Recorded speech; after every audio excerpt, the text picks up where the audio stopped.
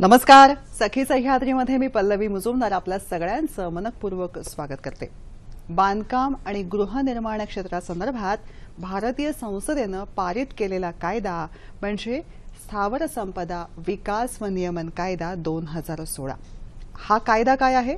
Real estate regulatory act 2016 अर्थात RERA या नावाने आपण त्याला ओळखतो. रेरा या कायद्याविषयी सगळ्यांच्या मनामध्ये उत्सुकता आहे, कुतूहल आहे आणि त्याविषयी जेवढी माहिती मिळेल तेवढी माहिती घेऊन आपण कसे सुरक्षित राहू शकतो या बाबतीमध्ये जनसामान्यांमध्ये उत्सुकता आहे. आणि म्हणूनच आज सखी सह्याद्रीमध्ये आपण या कायद्याविषयी जाणून घेणार आहोत. बांधकाम व्यावसायिक त्याचबरोबरीने गृह प्रकल्पामध्ये खरेदी करू इच्छितात, नोंदणी केलेली आहे, विकासक जे आहेत किंवा ज्यांची इमारत ही पुनर्विकासाला जात आहे, या सगळ्यांसाठी या रेरामध्ये नक्की काही ना काही दडलेलं आहे. कुतूहल, औत्सुक्य, सगळ्या प्रश्नांची उत्तरं आजच्या भागात. आजचा आपला सखी सह्याद्रीचा विषय आहे घरकुल आणि रेरा. याविषयी माहिती करून घेण्यासाठी महाराष्ट्रामधल्या या कायद्यासंदर्भात ज्यांचा अतिशय मोठा अभ्यास आहे असे तज्ज्ञ advocate Shirish Deshpande sir. Sir नमस्कार. सखी सह्याद्रीमध्ये आपलं मनपूर्वक स्वागत करते. सरांना आपण जाणतोच, मुंबई ग्राहक पंचायतीचे ते कार्याध्यक्ष आहेत आणि मुळात काही व्यक्ती आणि संस्था यांचं अतूट नातं असतं, तसं ग्राहक पंचायतीचं आणि सरांचं नातं आहे. त्याचबरोबरीने मी आत्ता म्हटलं तसं रेरा 2016 हा ग्राहकाभिमुख कसा होईल या दृष्टिकोनातनं आणि महाराष्ट्र राज्याला तो लागू करून घेण्यामध्ये त्यांचं अभ्यासपूर्ण योगदान आहे. त्यांच्याकडनं आपण रेराविषयी अतिशय व्यवस्थित पद्धतीने समजून घेणार आहोत आणि मुख्य म्हणजे मराठीमध्ये सगळ्या कायद्यांविषयी जाणून घेणार आहोत. तेव्हा सहभाग महत्वाचा आहे. दूरध्वनी क्रमांक टिपून घ्या, ते आहेत असे 24908050 24988050. मुंबई बाहेरचे प्रेक्षक आणि मोबाईलवरून संपर्क साधताना 022 हा एसटीडी कोड आहे. छोटीशी विनंती, नेहमीप्रमाणे प्रश्न विचारताना टीव्ही सेटचा आवाज थोडासा कमी ठेवा, जेणेकरून आमचा आवाज तुमच्यापर्यंत व्यवस्थित पोहोचू शकेल. त्याचबरोबर विषयाच्या अनुषंगाने नेमके प्रश्न. तर रेरा असं म्हणताना त्याचा फुल फॉर्म माहिती असतो, पण नेमका रेरा काय आहे? नेमका रेरा म्हणजे अगदी थोडक्यात जर का सांगायचं झालं तर रेरा म्हणजे गृहप्रकल्प तुमचे जे असतात किंवा तुम्ही घर खरेदी करता त्याच्यात ग्राहक म्हणून आपले काही अधिकार असतात. आणि जो घर बांधणी करून देणार असतो जो विकासक असतो, ज्याला आपण बिल्डर म्हणून म्हणतो, त्याची काही जबाबदारी असते, कायदेशीर जबाबदारी असते. तर नेमके माझे अधिकार आणि त्याची कायदेशीर जबाबदारी याची जेव्हा सांगड घालून त्याचं नियमन करतो तो म्हणजे रेरा कायदा, असं मी थोडक्यात सांगेन. अच्छा, दोन्हीची सांगड हा महत्वाचा शब्द आहे, पण मुळात दोघांची नेहमी गट्टी असते का हा एक कळीचा मुद्दा? गट्टी असते. कट्टी असते. मग त्या कट्टीवरती उपाय म्हणजे हा रेरा आहे, रेरा कायदा. कारण काय, एक लक्षात घ्या की हा सर्वसाधारण अनुभव आहे. आज कुठेही तुम्ही बाजारपेठेत गेलात तर घर खरेदी म्हटलं तर पहिल्यांदा सुरुवातीला फार मोठी स्वप्न आपल्याला दाखवली जातात. आकर्षक जाहिराती, भूलभुलैया, प्रॉमिसेस, आणि म्हणजे जसं काय एक स्वप्न म्हणून तुमचं दाखवलं जातं आणि नंतर लवकरच कळलं की बाबा हे स्वप्न खरं होत नाहीये. आणि मग त्याच्यातनं निराशा, चीड, राग, संताप, आणि मग अशा पद्धतीने एकंदरीत जे चाललेलं असतं की प्रॉमिसेस बरीच केली जातात पण ती फुलफिल होत नाहीत. अशी अनेक वचनं दिली जातात, हे देऊ ते देऊ, या सगळ्या अम्युनिटीज देऊ वगैरे, पण काहीही होत नाही. आणि मग अशा वेळेला शेवटी फक्त निराशा पदरी येते.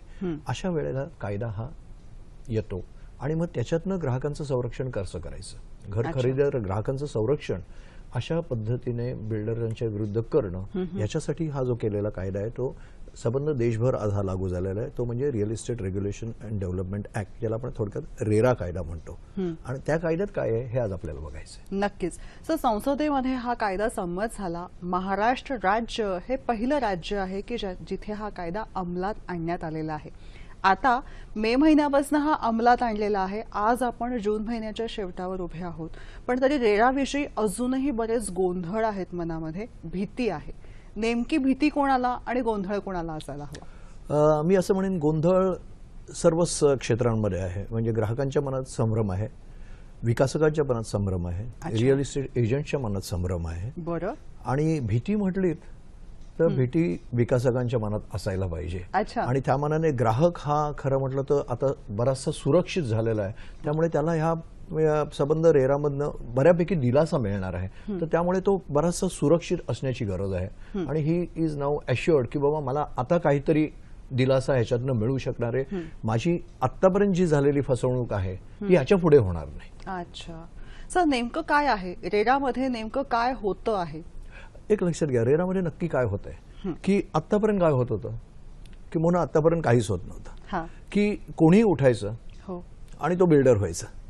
पेपरमध्ये मोठी जाहिरात द्यायची, आकर्षक जाहिरात देऊन प्री लॉन्च ऑफर वगैरे वगैरे म्हणायचं, स्वस्तात काहीतरी देतो असं दाखवायचं की आम्ही ग्राहक भोरळून जायचो आणि त्याच्यातनं मग आम्ही पैसे गुंतवायचो. पुढचा विचार नाही, मागचा विचार नाही, कुठल्याही प्रकारची चौकशी नाही आणि अशा प्रकारे पैसे गुंतवायचे आणि नंतर मग शेवटी निराशापत्री यायची. आता या संबंध रिअल इस्टेट प्रोजेक्टचं किंवा म्हणजे संबंध सेक्टरचं, गृहनिर्माण क्षेत्राचं हे नियमन करण्याचा हा कायदा हे मुख्य उद्दिष्ट आहे. अच्छा, आता हे नियमन कसं करणार आहोत आपण, तर कुठलाही रिअल इस्टेट प्रोजेक्ट हा एखाद्या विकासकाला डेव्हलप करायचा असेल, गृहनिर्माण बांधायचं असेल, घर बांधायचे, इमारती बांधायच्या, प्रकल्प हे करायचा आहे, तर सर्वात पहिली गोष्ट म्हणजे त्याला नियम आपण हे प्राधिकरण निर्माण केलेलं आहे. रिअल इस्टेट रेग्युलेशन ऍक्ट खाली प्रत्येक राज्यामध्ये एक नियामक प्राधिकरण असणार आहे, ज्याला आपण ऑथॉरिटी म्हणतो, रिअल इस्टेट ऑथॉरिटी म्हणजे रेरा. या प्राधिकरणाकडे त्याला त्याचा गृहनिर्माण प्रकल्प नोंदणी करावा लागेल. बरं, आता हे नोंदणी करणं म्हणजे काय आहे, तर ही नोंदणी करणं म्हणजे या प्राधिकरणाकडे जायचं आणि ह्या विकासकांनी आपला जो प्रकल्प आहे त्याच्याबद्दलची संपूर्ण माहिती ह्या प्राधिकरणाला सादर करायची. आणि त्याच्यातली सगळ्यात पहिली महत्त्वाची गोष्ट म्हणजे कुठली असेल तर ती म्हणजे मी जो प्रकल्प बांधणार आहे त्या प्रकल्पाला माझा मंजुरी आहे का.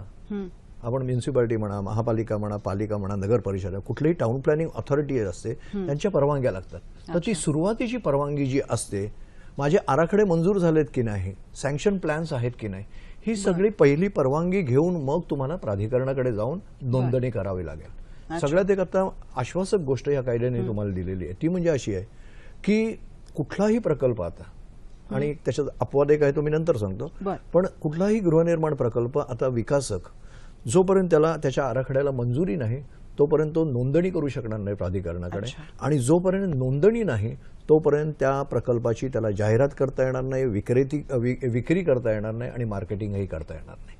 त्यामुळे कायद्याने ही खबरदारी घेतलेली आहे की जो प्रकल्प बाजारात येणार आहे त्याला मूळ मंजुरी आहे की नाही, आणि मंजुरी असेल तरच तो नोंदणी करू शकतो रेराकडे, आणि नोंदणी असली तरच मग तुम्ही खरेदी करू शकणार आहात. अशा पद्धतीने एक प्रिलिमिनरी म्हणजे पहिल्या स्टेजला तरी ग्राहकांची फसवणूक होऊ नये, फसगत होऊ नये याची पूर्ण काळजी घेतली गेलेली आहे. आणि म्हणूनच बरेचसे विकासक मी जे म्हटलंय की ते धास्तावलेले आहेत ते ह्याच्यासाठीच आहे. बरोबर आहे. कार्यक्रमातला पहिला फोन आलाय सर, तुमच्या परवानगीने तो घेते. भारत वावळ आपल्याशी बोलतायत. नमस्कार मॅडम, माझा प्रश्न आहे की आपण आपला फ्लॅट बुक करताना एखाद्या बिल्डिंग बांधल्यानंतर इमारतीची स्ट्रक्चरल ऑडिट किंवा स्टॅबिलिटी कितपत योग्य आहे की नाही यावर काही कायदा किंवा अंकुश आहे का. आणि त्याबरोबर प्रश्न दुसरा आहे की आपण त्याचं काही वर्षानंतर देखील बिल्डिंगमध्ये कमकुवतपणा येऊ शकतो, तर याचं स्ट्रक्चरल ऑडिट करणं किती वर्षानंतर आवश्यक असतं. धन्यवाद. धन्यवाद सर, तुमच्या प्रश्नाला उत्तर मिळेलच.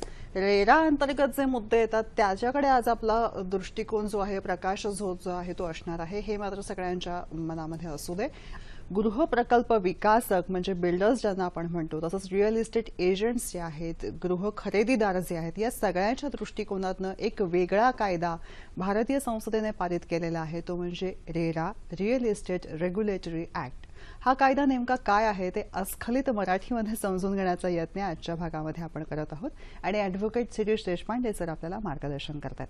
सर, ब्रेक घेण्यापूर्वी आपल्याला भारत वावळ यांचा प्रश्न होता आणि त्यांचा मुद्दा होता तो स्ट्रक्चरल ऑडिटविषयी, आणि या बरोबरीने आपण एखाद्या फ्लॅटमध्ये राहायला गेल्यानंतर कालांतराने ती वास्तू कमकुवत आहे असं लक्षामध्ये येतं, तर याविषयी रेराचं भाष्य काही आहे का?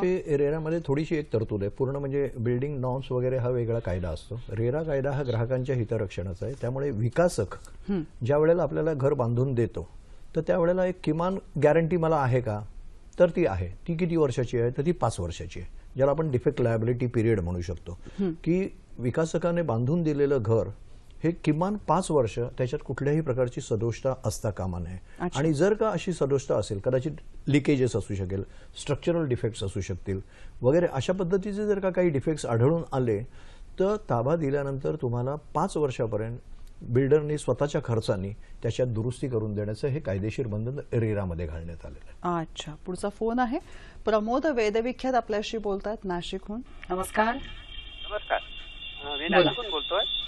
मला असं विचारायचं आहे की आमची सिडकोची घरं लीजवर आहे 99 वर्षाच्या कराराने. 77 साली आम्हाला ताब्यात दिली. आता ते सिडकोचं जे कार्यालय नाशिकचं ते जुलैला बंद होणार आहे.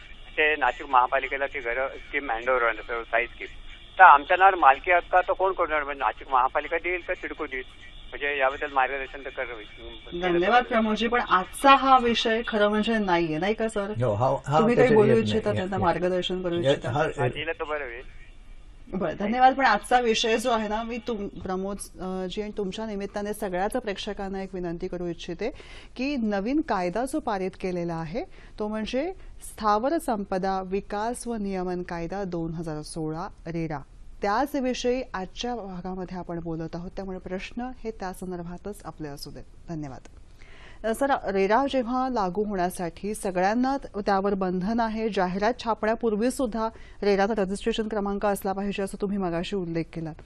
या दृष्टिकोनातनं थोडंसं आधी येते की त्यासाठी विकासकाला किंवा बिल्डरला काय करणं अपेक्षित आहे?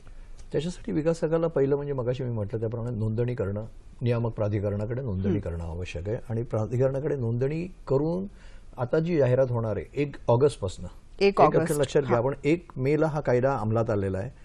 सरकारने 3 महिन्याचा म्हणजे 90 दिवसाचा एक विंडो पिरियड दिलेला आहे की जे सगळे ऑनगोईंग प्रोजेक्ट्स आहेत, सध्या जे प्रोजेक्ट चालू आहेत, प्रकल्प घरबांधणी चालू आहे, ज्यांना ऑक्युपेशन सर्टिफिकेट मिळालेलं नाही, अशांचं काय, तर यांना 3 महिन्याच्या आत प्राधिकरणाकडे नोंदणी करणं बंधनकारक आहे. अच्छा. त्यामुळे 31 जुलैपर्यंत आत्ताचे जे सगळे ऑनगोईंग प्रोजेक्ट्स आहेत की ज्याला ऑक्युपेशन सर्टिफिकेट किंवा ताबा प्रमाणपत्र आपण म्हणतो ते मिळालेलं नाही, तर या सर्व प्रकल्पांची नोंदणी ही कायद्याने आता बंधनकारक केलेली आहे. त्यामुळे 1 ऑगस्ट नंतर राज्यात कुठलीही जाहिरात अशी असणार नाही गृहप्रकल्पाची की ज्याच्यावर नोंदणी क्रमांक नाही.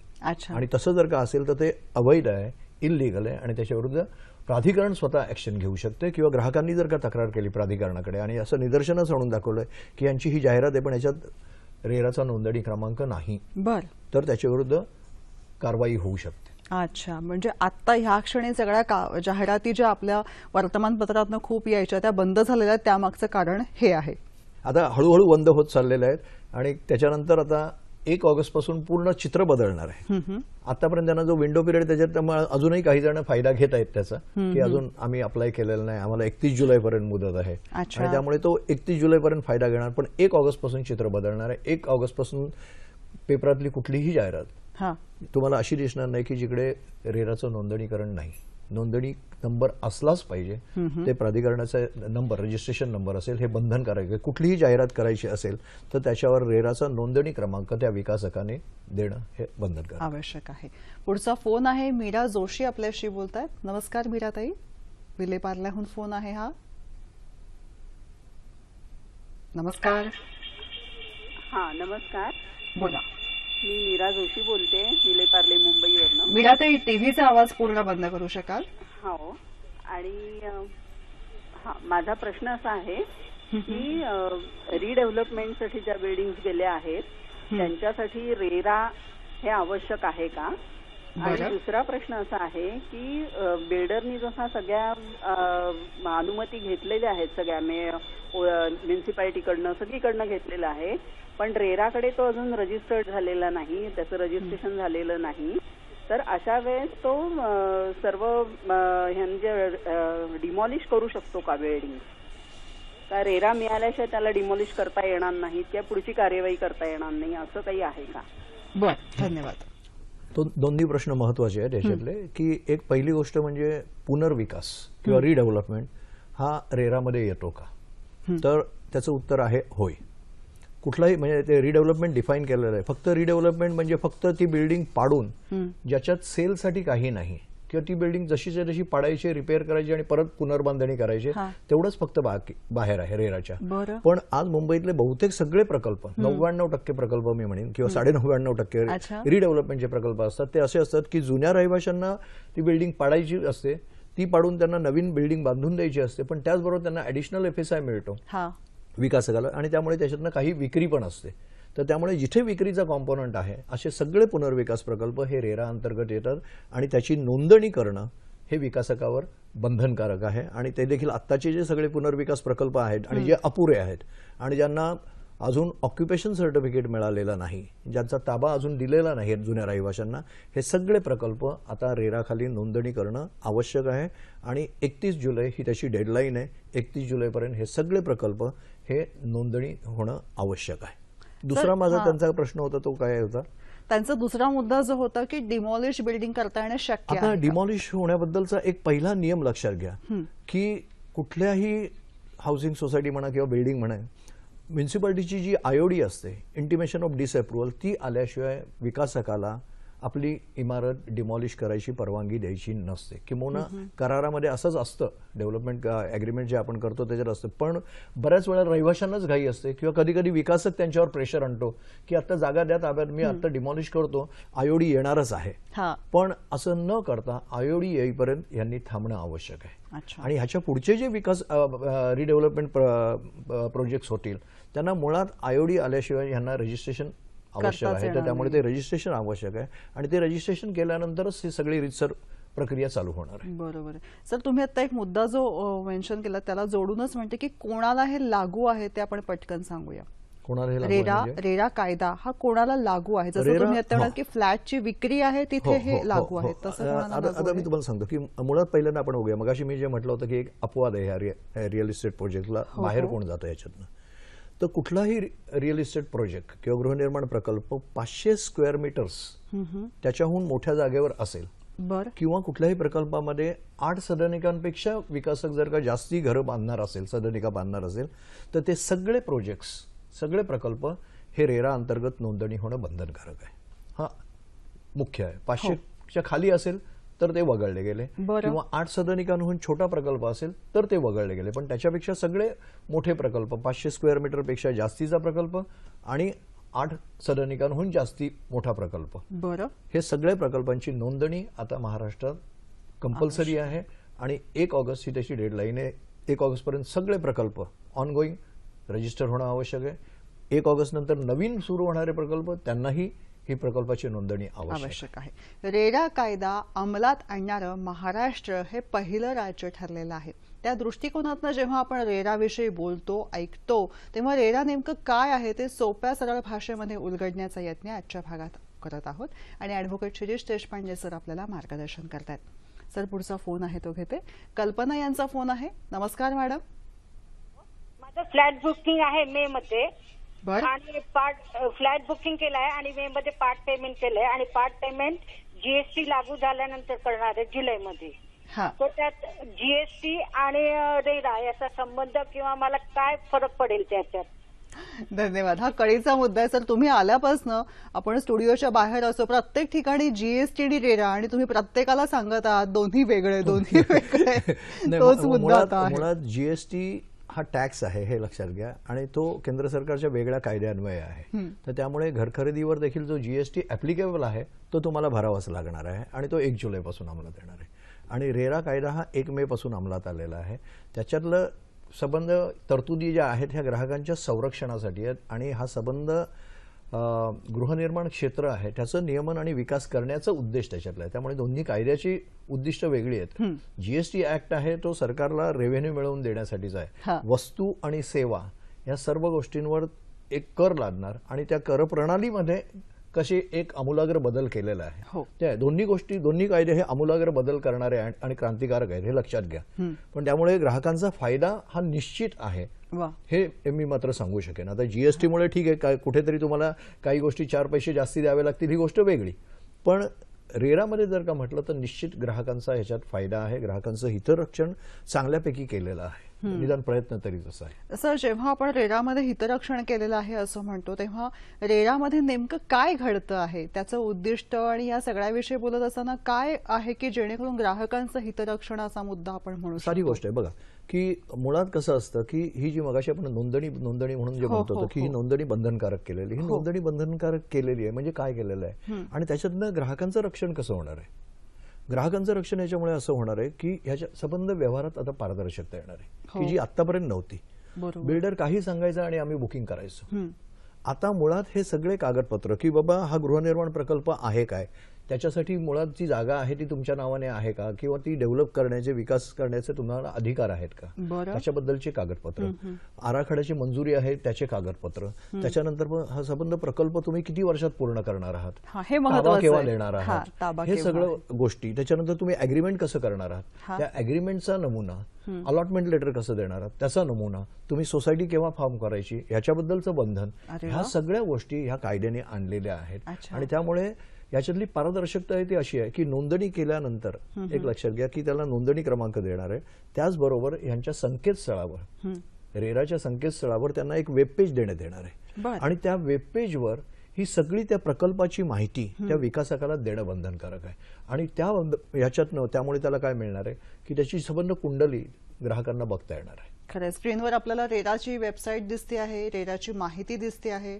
सर, महारेरा हा जो उल्लेख वारंवार येतो तो पण काय आहे? महारेरा म्हणजे असं एक लक्षात घ्या, रेरा हा केंद्र सरकारचा कायदा आहे, संसदेने मंजूर केलेला आहे आणि प्रत्येक राज्य सरकारने आपापले नियमन करायचे त्या मूळ कायद्याशी सुसंगत असे. आणि त्यामुळे महाराष्ट्राने आपले नियम केलेले आहेत त्या कायद्याअंतर्गत. आणि हा कायदा 1 मे पासून लागू झाला. 1 मे हा आपला महाराष्ट्र राज्य दिन आहे. महाराष्ट्र राज्य त्या दिवशी निर्माण झालं आणि त्यामुळे आपल्या राज्याने त्याला महारेरा असं नाव दिलेलं आहे. त्यामुळे राज्यात अंमलात होणारा हा कायदा याला महारेरा म्हणून म्हणतात. वा, मस्त. सुभाष मापणकर यांचा फोन आहे. नमस्कार. बोला. हॅलो. नमस्कार. नमस्कार. मी मापणकर, सुभाष मापणकर बोलतोय. हो, नमस्कार. सुभाषजी, तुमच्या टीव्हीचा आवाज पूर्णपणे बंद हो, करा. मी बंद केलाय.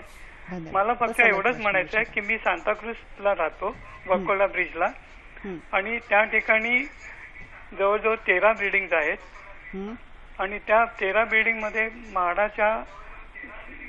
म्हाडाच्या संबंध रिडेव्हलपमेंटसाठी म्हणजे क्लस्टर डेव्हलपमेंटसाठी आम्ही प्रयत्न करतो आहोत. बरं. तर त्या ठिकाणी गोष्ट अशी आहे की आम्हाला हे एकत्रितपणे काम करायचं आहे. बरं. तर ते कशा प्रकारे आम्ही जाऊ शकतो. आणि ओपन स्पेस इथे आहे. माझं असं म्हणणं आहे की ओपन स्पेस मध्ये आधी तयार करायचं आणि मग शिफ्टिंग करायचं. हा योग्य आहे की अयोग्य आहे हे एवढं तुम्हाला विचारायचं. बरं, धन्यवाद. सर, त्याआधी एक छोटासा मुद्दा घेते की सार्वजनिक क्षेत्रामधले प्रकल्प हे रेराच्या अंडर येतात का? येतात.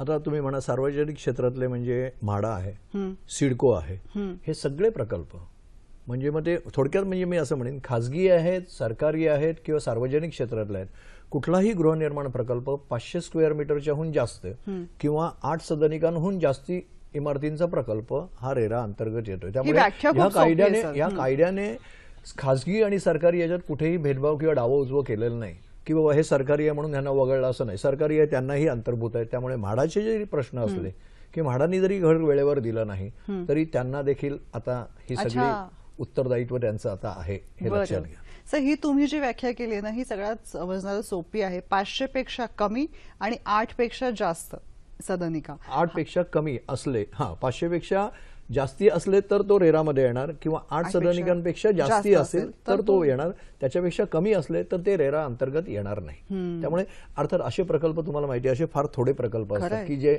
अत्यंत छोट्या म्हणजे 500 स्क्वेअर मीटर म्हणजे साधारण 5000 स्क्वेअर फूटचा प्लॉट किंवा 8 सदनिकांचा अशा छोट्या बिल्डिंग्स आज आपल्याला फारशा बघायला मिळत नाही. त्यामुळे बहुतेक सर्व गृहनिर्माण प्रकल्प हे आता रेरा अंतर्भूत आहे. सर, आता ह्यांचा मगाचा त्या मॅडमचा एक मुद्दा होता की आम्ही एवढे पैसे दिलेले आहेत आणि एवढे पैसे देण्याचे बाकी आहेत, म्हणजे थोडक्यात हा ऑन गोईंग प्रोजेक्ट आहे. हा ऑन गोईंग प्रोजेक्टमध्ये रेरा कसा लागू होतो हा एक मुद्दा. आणि त्याला आत्ताचा जो मुद्दा होता, सुभाषजींचा फोन होता, त्यांनी असं म्हटलं होतं की आता आम्ही विकासकाला सोपवलेलं आहे आणि मला असं वाटतं आहे म्हणजे ग्राहकाच्या काही मागण्या आहेत आणि बिल्डर किंवा विकासकाचे त्याच्यावरती काही मुद्दे आहेत, म्हणजे या सगळ्या मधल्या अवस्थेमध्ये किंवा जस्ट सुरुवात झालेली आहे अशा पद्धतीचे हे प्रोजेक्ट्स आहेत. इथं रेरा कशा पद्धतीने? इथे रेराचे कायद्यातल्या तरतुदी अत्यंत स्पष्ट आहेत. बरं. की त्यांनी ऑनगोईंग प्रोजेक्ट म्हणजे काय याची डेफिनेशन दिलेली, व्याख्या दिलेली आहे. त्यामुळे ऑनगोईंग प्रोजेक्ट म्हणजे ज्या प्रकल्पाला कुठल्याही प्रकारे ऑक्युपेशन सर्टिफिकेट मिळालं नाही, ताबा प्रमाणपत्र मिळालेलं नाही किंवा कम्प्लिशन सर्टिफिकेट मिळालेलं नाही, तो प्रकल्प रेरा अंतर्गत नोंदणी होणं आवश्यक आहे. कारण त्याला ताबा प्रमाणपत्रच मिळालेलं नाही. कधी कधी असंही होतं पार्ट ओसी ज्याला आपण म्हणतो, पार्ट ऑक्युपेशन सर्टिफिकेट मिळालेलं आहे, पण पूर्ण मिळालेलं नाही, तो देखील अर्धवट प्रकल्प म्हणून रेरा अंतर्गत सहभागी होणं आवश्यक आहे. आणि ती देखील डेडलाईन 30 एप्रिल होती.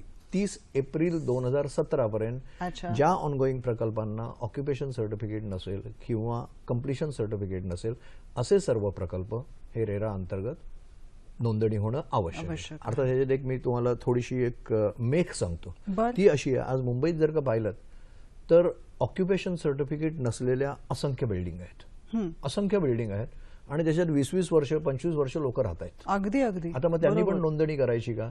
तर त्याच्यातला अलिखित नियम असा आहे की जिथे लोकांनी ताबा घेतलेला आहे आणि लोक बरीच वर्ष राहत आहेत असे प्रकल्प आहेत, त्यांनी नोंदणी करण्याची गरज नाही. पण जे नवीन प्रकल्प आहेत ज्यात ताबाही बिल्डरनी दिलेला नाही आणि ओसी मिळालेलं नाही अशा प्रकल्पांना मात्र नोंदणी करणं आवश्यक आहे. ज्या वेळेला पुनर्विकासाचे प्रकल्प येतात त्यावेळेला पुनर्विकासाचे प्रकल्प हे नोंदणी करणं आवश्यक आहे. बरं. त्यामुळे आता ऑनगोईंग प्रोजेक्ट्स असतील, बऱ्याच ठिकाणी आपल्याला माहिती असतं की ऑनगोईंग प्रकल्पामध्ये जुन्या रहिवाशांना भाडी दिली जात नाहीत, वेळच्या वेळेला ताबा दिला जात नाही आणि प्रकल्प अर्धवट अवस्थेत आहेत. हे सगळे प्रकल्प आता 31 जुलैपर्यंत नोंदणी करणं बिल्डर्सना आवश्यक आहे. आणि त्याच्यानंतर मग जर काही तक्रारी असतील तर त्या तक्रारी रेरा प्राधिकरणाकडे आपण घेऊ शकू. आता सर, रेरा अंतर्गत प्रोजेक्टची नोंदणी झालेली आहे, प्रकल्पाची नोंदणी पूर्ण झालेली आहे, सगळं क्लिअर आहे, स्वच्छ आहे, स्पष्ट आहे. प्रोजेक्ट जो आहे तो 2 वर्षामध्ये पूर्ण होणार आहे असं सांगण्यात आलेलं आहे. 5 वर्ष उलटलेली आहेत, अजून प्रोजेक्ट पूर्ण झालेला नाहीये, अजून ताबा मिळालेला नाहीये. आता कोणाचा फायदा, कोणाचा तोटा, कोणाला कायद्याच्या चौकटीमध्ये पकडता येतं? What next? चांगला प्रश्न विचारला, अत्यंत महत्वाचा आहे. आज बहुसंख्य प्रकल्पामध्ये ग्राहक बाधित कशामुळे आहेत? तर विलंब, की सांगतात 2 वर्ष, सांगतात 3 वर्ष आणि 4 वर्ष होऊन गेली, 5 वर्ष होऊन गेली, 10 वर्ष होऊन गेली तरी ताबा नाहीये. हो ना. रेरामध्ये याच्यावर फार मोठ्या प्रमाणावर बंधन आणलेलं आहे, हे लक्षात घ्या. ज्या वेळेला विकासक नोंदणी करतो त्यावेळेला त्याला आता विकासकाला रिवाइज प्लॅन द्यावा लागणार आहे ऑनगोईंग प्रोजेक्ट्समध्ये, की तुझी आता ताबा देण्याची तारीख सांग. आणि तो रिवाइज तारीख देईल की बाबा त्यांनी सांगितलं होतं 2015 मध्ये देणार, पण अजून झालेलं नाही, आता 2017 उगवलं, आता तरी बोल. आता जर का त्यांनी सांगितलं 2018 मध्ये ताबा देणार, तर 2018 पर्यंतच त्याची नोंदणी असेल. समजा डिसेंबर 2018 आणि डिसेंबर 2018 मध्ये जर का ताबा दिला नाही तर त्याची नोंदणी रद्द होऊ शकते. एक. दुसरी गोष्ट, ज्यांनी त्याच्यासाठी पैसे भरलेले असतात, ग्राहकांनी घर खरेदी केलेली असते, ह्याच्यासाठी रेरामधली सगळ्यात महत्वाची तरतूद अशी आहे की जिथे आपण पैसे देऊन घर खरेदी करतो आणि विलंब झालेला आहे, तर अशा वेळेला जो विलंब काळ आहे, प्रॉमिस डेट जी असते त्याच्यानंतर जो विलंब होणार आहे त्याच्यावर आता विकासकाला, त्या ग्राहकाला म्हणजे प्रत्येक ग्राहकाला त्या विलंब काळापुरता त्या भरलेल्या रकमेवर व्याज देणं बंधनकारक आहे. आणि त्याच्यातनं सगळ्यात छान गोष्ट म्हणजे अशी की हे सगळं करण्यासाठी, हे मिळवण्यासाठी त्याच्यावरचं व्याज वगैरे आता कुठल्याही ग्राहकाला ग्राहक न्यायालयात किंवा रेरामध्ये जाण्याची गरज नाही, ऑटोमॅटिक असणार आहे. की समजा आता तुम्ही सांगितलं त्याप्रमाणे 2017 आज आहोत, समजा एखाद्याने उद्या नवीन प्रोजेक्टमध्ये घर नोंदणी केली आणि त्यांनी अग्रीमेंट केलं आणि त्याला बिल्डरनी सांगितलं की 2019 डिसेंबरला मी ताबा देणार, बरोबर, पण 2019 मध्ये ताबा दिला नाही आणि 2020 पर्यंत जर का वेळ आली तर अशा वेळेला विलंब काळाचा जो आहे रक्कम, तुम्ही समजा 1.5 कोटीचा फ्लॅट बुक केलात, 1.25 कोटी ऑलरेडी भरून झालेले आहेत आणि 1.25 कोटी भरून झाल्यानंतर जर का तुम्हाला अजून ताबा मिळाला नाही तर त्या विलंब काळापुरतं दर महिन्याला तुम्हाला इंटरेस्ट त्याच्यावर देणं. फक्त तुम्ही एक डिमांड नोटीस, इंटरेस्टची डिमांड नोटीस पाठवायची की बाबा तुला विलंब झालेला आहे आणि दर महिन्याला जेवढा विलंब असेल त्याच्यावर तुम्हाला सरकारने आता जो इंटरेस्टचा रेट ठरवलेला आहे, व्याजाचा दर, त्या दराने तुम्हाला तुमच्या रकमेवर बिल्डरने व्याज देणं बंधनकारक आहे. याचे 2 फायदे आहेत. एक की तुम्हाला विलंब झाल्याबद्दल तुम्हाला काहीतरी व्याज मिळणार आहे, पण त्याच्यापेक्षा जास्त देखील म्हणजे बिल्डरवर ह्याच्यामुळे वचक येणार आहे, बंधन फार मोठ्या प्रमाणावर आहे. त्यामुळे बिल्डर्सची आता ह्याच्या पुढे कोशिश अशी असणार आहे की मी बाबा वेळच्या वेळेला प्रोजेक्ट पूर्ण करेन आणि त्यामुळे लोकांना ताबा देईन की जेणेकरून मला हे व्याज देणं लागणार नाही.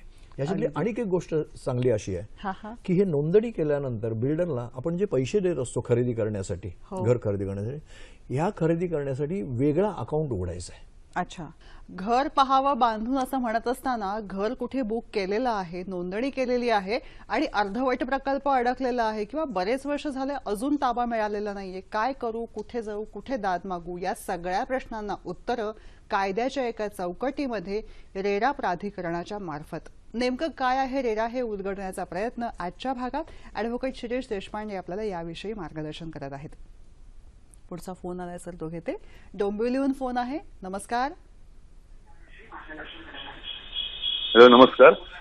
नमस्कार दिलीपजी, टीव्हीचा आवाज पूर्ण बंद करा आणि सलग प्रश्न विचारा. या या या नमस्कार. नमस्कार, मी दिलीप बुटाला बोलतोय डोंबिवलीवरून. बोला. 5 वर्षापूर्वी मी फ्लॅट विकत घेतला होता. त्याची बिल्डरनी 10 वर्षाची गॅरंटी दिली होती आणि लास्ट इयरला त्याचा पिलर कोसळला. बर. आणि आता बिल्डर तो म्हणतो की तुम्ही काही करा, मी काय बघणार नाहीये काय. तर तुमचा ऍडवाइस यासंबंधी काय असावा, कारण 1 मे 16 झालेला आहे. याच्याबद्दल मी तुम्हाला एवढंच सांगेन की या संदर्भात तुम्ही ग्राहक संरक्षण कायद्याखाली ग्राहक न्यायालयात जाऊन नुकसान भरपाईचा दावा करू शकता. रेरामध्ये आता जाणार नाही, कारण हा तुमचा जुना प्रकल्प आहे आणि तुम्ही ऑलरेडी तिथे राहत आहात, 10 वर्ष झालेली आहेत, त्यामुळे हा कदाचित रेरामध्ये येणार नाही. त्यामुळे ग्राहक संरक्षण कायद्याखाली ग्राहक न्यायालयात जाऊन बिल्डर विरुद्ध नुकसान भरपाई तुम्ही मागवू शकता. आणि 5 वर्ष त्यांनी डिले केलेला आहे प्रोजेक्ट हँडओव्हर करण्यामध्ये. त्याच्याबद्दल त्यांनी 5 वर्षानंतर लगेच हे करावं लागत. तर आता त्याला ऑलरेडी परत आणि 5 वर्ष झालेली आहेत, 10 वर्ष म्हणजे, त्यामुळे ते टाइम बार झालेला आहे. पण जर का ते पिलर आत्ता कोसळला असेल तर ते 2 वर्षाच्या आत त्याच्यानंतर त्यांनी ग्राहक न्यायालयात तक्रार. म्हणजे हा प्रश्न जर मगाच्या एका प्रश्नाशी जोडला जाऊ शकतो की कमकुवत मटेरियल जे आहे ते वापरण्यात आलेलं आहे याविषयी, दुय्यम दर्जाचा मटेरियलचा. त्यावेळेला असं सबस्टँडर्ड काम केलं असेल तर ग्राहक संरक्षण कायद्याखाली डिफेक्टिव्ह सर्व्हिस म्हणून तुम्ही दावा करू शकता. बरोबर आहे सर. रेरा प्राधिकरण हे नेमकं काय आहे आणि कशा पद्धतीने कार्यरत आहे याविषयी? रेरा प्राधिकरण म्हणजे काय आहे तर इथे बघा की एक रेराचा अध्यक्ष आणि किमान 2 सदस्य असं हे प्राधिकरण आहे. याच्याहून जास्ती सदस्य असू शकतात.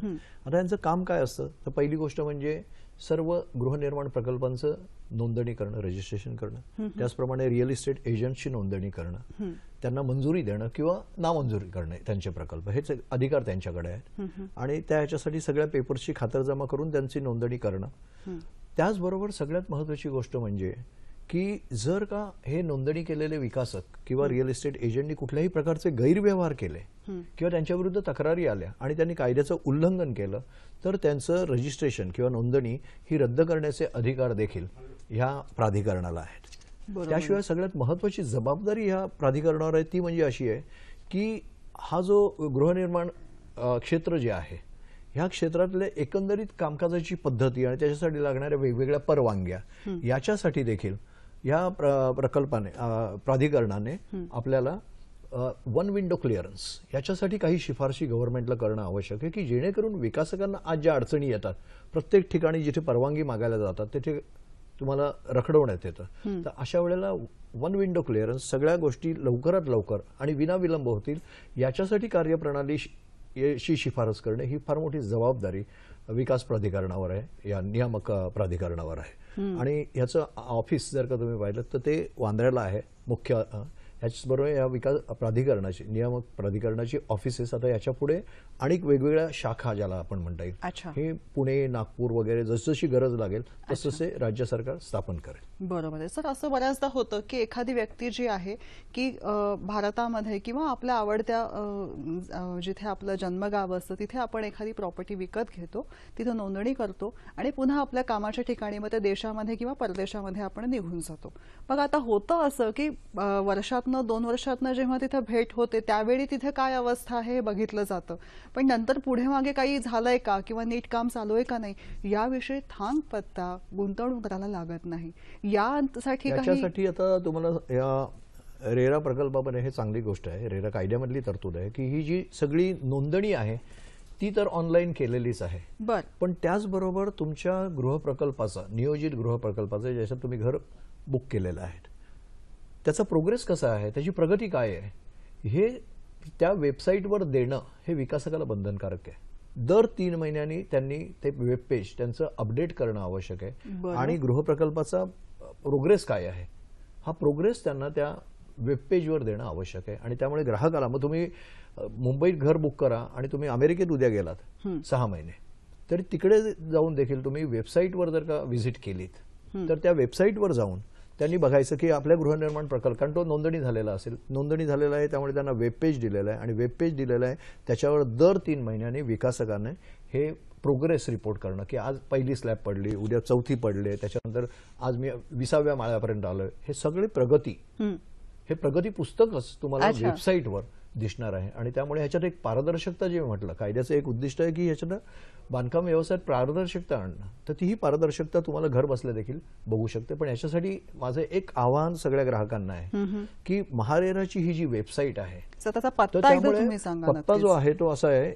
https://maharera.mahaonline.gov.in. हा जो पत्ता हो. आता ह्या पत्त्यावर जर का आपण हे केलं, कधी ह्याच्या पुढचं मी एक ग्राहकांना निश्चित सांगेन की जर का तुम्हाला एक इन्फॉर्म चॉईस जसं म्हणतो आपण की आपण एखादी घर खरेदी करतो, ती चोखंदळ ग्राहक म्हणून तुम्ही केली पाहिजेत. आणि आता तुम्हाला ही माहिती सगळी उपलब्ध होणार आहे. त्यामुळे मी ह्या प्रकल्पात बुक करू का त्या प्रकल्पात बुक करू, हे करायचं झालं तर पहिल्यांदा तुम्ही महारेराची साईट व्हिजिट करायची. अच्छा. आणि जे प्रकल्पांच्या जाहिराती आहेत त्या प्रकल्पांच्या जाहिराती आणि त्यांचे प्रोजेक्ट्स काय मंजूर झालेले आहेत, त्यांची माहिती काय आहे. इतकंच नाही तर ह्या सर्व विकासकांचा पूर्वोतिहास, कुंडली ज्याला म्हणतो, की यांनी गेल्या 5 वर्षातले प्रकल्प किती पूर्ण केलेले आहेत, किती अडकलेले आहेत, किती प्रकल्पांमध्ये कोर्टात केसेस आहेत, ही सगळी हिस्ट्री आता तुम्हाला त्या वेबसाईटवर बघायला मिळणार आहे. त्यामुळे ग्राहकांनी चोखंदळ राहण्याची गरज आहे. आज तुम्हाला माहिती तुमच्या दाराशी आलेली आहे, फक्त तुमची इच्छा पाहिजे की ती माहिती मी बघणार आणि मगच निर्णय घेणार.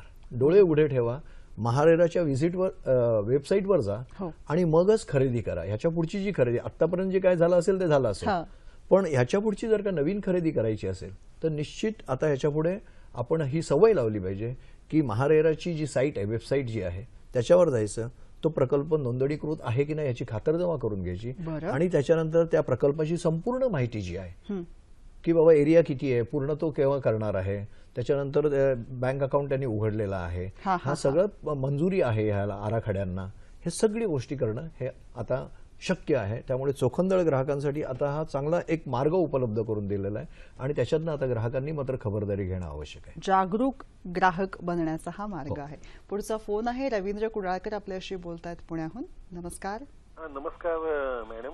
सर्वप्रथम मी सह्याद्री वाहिनीला धन्यवाद देतो. हा विषय नीड बेस्ड आहेच आणि समयसूचक पद्धतीने आपण घेतलाय आणि सर तर खूप छान माहिती देत आहेत. माझे 3 प्रश्न आहेत सर तुम्हाला. पहिला प्रश्न मला असं विचारायचं आहे की तांत्रिक दृष्ट्या आणि कायदेशीर दृष्ट्या विकासक आणि ग्राहक या दोहोंच्या दृष्टीने हा कायदा किती पारदर्शक, सहज, सुलभ आहे, हा पहिला प्रश्न. दुसरा प्रश्न माझा असा आहे की या कायद्यामध्ये असे लूप होल्स तर नाही ना, अशी भीती वाटते की ग्राहकाचे हितसंबंध दुखावले जाऊ नये आणि अनावश्यक फायदा विकासकाचा देखील होऊ नये, या दृष्टीने काय तरतुदी आहेत. आणि तिसरा प्रश्न माझा असा आहे सर की आपल्या माहितीप्रमाणे परदेशामध्ये असा काही कायदा अस्तित्वात आहे का आणि त्या तुलनेत आपल्या येथील कायदा किती सक्षम आहे. धन्यवाद सर. धन्यवाद. तुमचे 3ही प्रश्न महत्वाचे आहेत, मार्गदर्शन मिळेलच. तर बांधकाम आणि गृहनिर्माण क्षेत्राला सहज, सोप्या पद्धतीने कायद्याच्या चौकटीमध्ये दिशादर्शन करणारा कायदा रेरा नेमका काय आहे, ॲडव्होकेट शिरीष देशपांडे सर आपल्याला मार्गदर्शन करत आहेत. सर, ब्रेक घेण्यापूर्वी आपल्याला फोन होता आणि त्यांनी 3 मुद्दे म्हटले होते. एक म्हणजे विकासक आणि ग्राहकाला कशा पद्धतीने उपयुक्त आहे. मला वाटतं आपण मगाचपासून याच विषयी चर्चा करत आहोत. त्याविषयी आणखीन काही सांगायचं असेल तर तो एक मुद्दा घेऊया आपण. मुळात मला असं सांगायला की ग्राहकांच्या हितरक्षण आहेच, निश्चितच आहे, त्याच्याबद्दल वाद नाही. पण विकासकांनी देखील असं समजू नये की हा कायदा म्हणजे आपल्यावर काहीतरी म्हणजे अतिशय बंधनकारक किंवा नाडणारा असा हा कायदा नाहीये. हा महत्त्वाचा सर, मला एक थोडंसं असं वाटतं की लोकांना जे रिअल इस्टेट सेक्टर जे आहे, बांधकाम क्षेत्र आहे, त्याच्यातच आमूलाग्र सुधारणा करणारा असा हा कायदा आहे. त्यामुळे ह्याचा फायदा विकासकांनाही होणार आहे. आणि त्यामुळे विकासकांनी हा कायदा नीट समजून घेणं आवश्यक आहे, ग्राहकांनीही हा कायदा समजून घेणं आवश्यक आहे, कारण त्यांचाही फायदा आहे. कारण कायदा समजून नाही घेतला तर तुम्हाला त्याचा फायदा होणार नाही. तर त्यामुळे कायदा समजून घ्या आणि फायदा करून घ्या. क्या बात आहे. आता प्रश्न येतो, यांनी एक फार मार्मिक प्रश्न विचारला होता की ह्या कायद्यात पळवाटा आहेत का.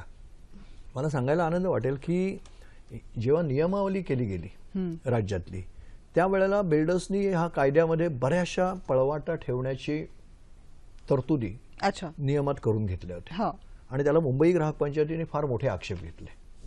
आम्ही जवळजवळ 53 आक्षेप घेतले आणि त्या पळवाटा कुठे कुठे आहेत ह्या दाखवून दिल्या आणि या पळवाटा बुजवा म्हणून सांगितलं. आणि मला सांगायला आनंद वाटतो की स्वतः माननीय मुख्यमंत्र्यांनी याची दखल घेतली आणि माननीय मुख्यमंत्र्यांनी एक खास अधिकारी नेमला आमच्याबरोबर चर्चा करायला की आमचे जे काय आक्षेप आहेत की बाबा आमचा एक मुख्य आरोप होता की मूळ जो कायदा आहे तो चांगला आहे, पण नियम करताना राज्य सरकारने हे खूप डायल्यूट केलेले आहेत आणि पळवाटा दिलेला आहे, त्या बुजवा, तरच ग्राहकांचं खरं इथे संरक्षण होईल. आणि त्याप्रमाणे बऱ्याचशा आमच्या ज्या आक्षेप होते आणि आमच्या ज्या सूचना होत्या त्या त्यांनी मान्य केलेल्या आहेत. त्यामुळे मी असं म्हणेन की हा कायदा परफेक्ट आहे असं म्हणणार नाही मी, कुठलाच कायदा परफेक्ट नसतो, पण जितकी प्रयत्न करता येईल तेवढे आम्ही पळवाटा बुजवायचा प्रयत्न केलेला आहे. तरी पण बिल्डर मंडळी फार हुशार असतात, मी त्यांना कॉम्प्लिमेंट्स देतो. त्यामुळे ते प्रयत्न शेवटपर्यंत करत राहणार, इकडनं सुटायचे तिकडनं सुटायचे, पण ही एक लढाई नेहमी चालू राहणार आहे. ही पण एक ऑनगोईंग प्रोजेक्ट सारखी आमची ही ऑनगोईंग लढाई पण असणार आहे की ते पळायचा प्रयत्न करतील, आम्ही पळवाटा बुजवायचा प्रयत्न करू. आणि जर का ह्याच्या पुढेही जर काही पळवाटा आढळल्या तर कायद्याची दुरुस्ती नामक एक प्रक्रिया असतेच, त्या दुरुस्तीद्वारे देखील आम्ही हा पळवाटा बुजवायचा प्रयत्न करू की जेणेकरून ग्राहकांचं रक्षण हे जास्तीत जास्त प्रभावीपणे आपल्याला करता येऊ शकेल. मस्त, तुमचं हे सगळं संभाषण अतिशय आश्वासक आणि दिलासादायी आहे असं मी नक्की म्हणेन. पुढचा त्यांचा मुद्दा होता की परदेशामध्ये अशी काही परदेशामध्ये किंबहुना असे बरेच कायदे आहेत की जिथे रिअल इस्टेट सेक्टर हा रेग्युलेट होतो आणि त्याच्यावर काही चांगली बंधनं वगैरे असतात. आणि इनफॅक्ट मला सांगायला आनंद वाटेल की हा जो कायदा, रेरा कायदा जेव्हा घडत होता तर त्या ह्याच्यात सूचना करताना आम्ही देखील मुंबई ग्राहक पंचायतीने जे केंद्र सरकारने जो कायदा केला त्याच्या मसुद्यामध्ये सुधारणा करताना आम्ही देखील ज्या काही बऱ्याचशा सूचना केलेल्या आहेत, या परदेशातली काही कायद्यातल्या चांगल्या तरतुदी आहेत, त्या तरतुदी घेऊन आम्ही हे केलेल्या आहेत. मगाशी जे मी एक सांगितलं की ऑटोमॅटिक इंटरेस्ट देणं, की विलंब झाला की तुम्हाला कोर्टात न जाता बिल्डरने ऑटोमॅटिकली इंटरेस्ट देणं भाग आहे, ही तरतूद ही आम्ही ऑस्ट्रेलियातल्या एका कायद्यातली घेतलेली आहे. हे मला सांगायला आज इथे निश्चित आनंद वाटेल आणि सरकारने ती तरतूद मान्य केलेली आहे आणि त्यामुळे फार मोठ्या पद्धतीने ग्राहकांना दिलासा मिळणार आहे, विकासकांवर बंधन होणार आहे आणि 4 पैसे व्याजापोटी मिळणं हा फारसा लाभ नाहीये, पण त्याच्यापेक्षा मला घर वेळेत मिळणं हे त्याच्यामुळे जास्ती चांगलं होणार आहे, हे लक्षात घ्या. खरंय सर, मगाशी एक मुद्दा बोलता बोलता आपला राहिला होता, तो म्हणजे असं की तुम्ही म्हणत होतात की पैसे आधी ज्या पद्धतीमध्ये ज्या टक्क्यांमध्ये काम पूर्ण होतं त्या टक्क्यांमध्ये विकासकाला आपण पैसे देत असतो, त्या पैशाचा विनियोग कसा होतो याविषयी पण कायद्यामध्ये रेरामध्ये छान तरतूद करण्यात आलेली आहे आणि हे खूप आश्वासक आहे की आतापर्यंत काय व्हायचं की लोकांचे पैसे यायचे घर खरेदीदारांचे आणि बिल्डर्स ते बऱ्याच वेळेला वेगवेगळ्या प्रोजेक्टमध्ये डायव्हर्ट करायचे, रोल आउट करायचे. आता हे होणार नाही. ज्या प्रकल्पाचा पैसा आहे तो त्याच प्रकल्पासाठी वापरला जाईल. ह्याच्यासाठी रेरा कायद्यामध्ये असं सांगितलेलं आहे की हे सगळे पैसे विकासकांनी कोणत्याही शेड्यूल बँकेमध्ये सेपरेट अकाउंट घालून ठेवायचे आणि कामाच्या प्रगतीप्रमाणे त्यांनी ते पैसे विड्रॉ करायचे आणि ते देखील बंधन त्यांच्यावर असं आहे की कामाची प्रगती किती झाले त्याचं सर्टिफिकेट त्या बँकेला त्यांना द्यावं लागणार आहे. ते सर्टिफिकेट ते चार्टर्ड अकाउंटंट देणार, स्ट्रक्चरल इंजिनियर देणार आणि तुमचा चार्टर्ड अकाउंटंट आणि आर्किटेक्ट देणार. असं सर्टिफिकेट असेल तरच ते बँक त्याला तेवढे पैसे विड्रॉ करण्याची परवानगी देणार.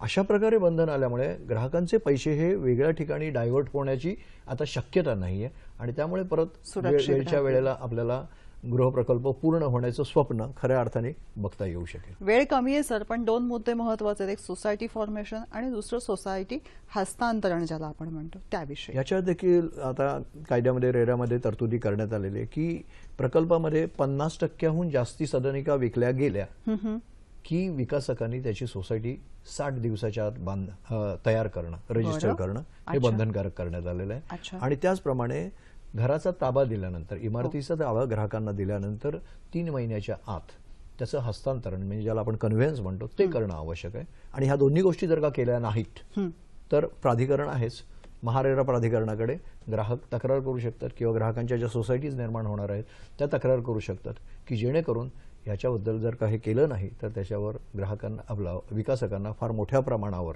दंड होण्याची तरतूद आहे.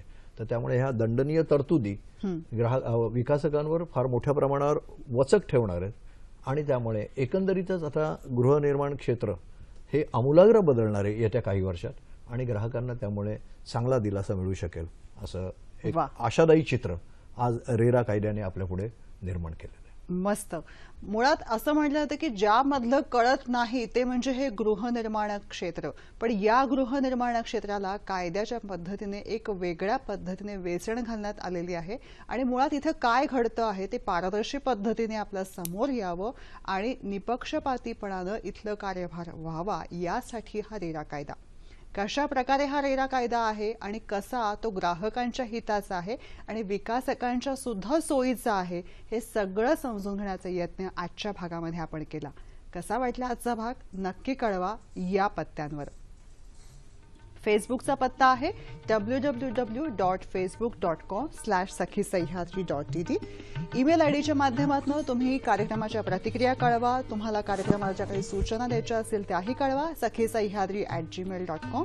युट्यूबवरती हा एपिसोड तुम्हाला पुन्हा बघता येईल. मागचे एपिसोड सुद्धा बघता येईल. www.youtube.com/sakhisayhadri आणि ट्विटर हँडल आहे @ddsahyadri. तुमच्या प्रतिक्रियांची आम्ही वाट बघतोय. सर, तुम्ही आलात, अतिशय साध्या सोप्या सरळ भाषेमध्ये आणि मराठीमध्ये हा कायदा समजावून सांगितलात. मनपूर्वक आभार मानते. धन्यवाद. नमस्कार.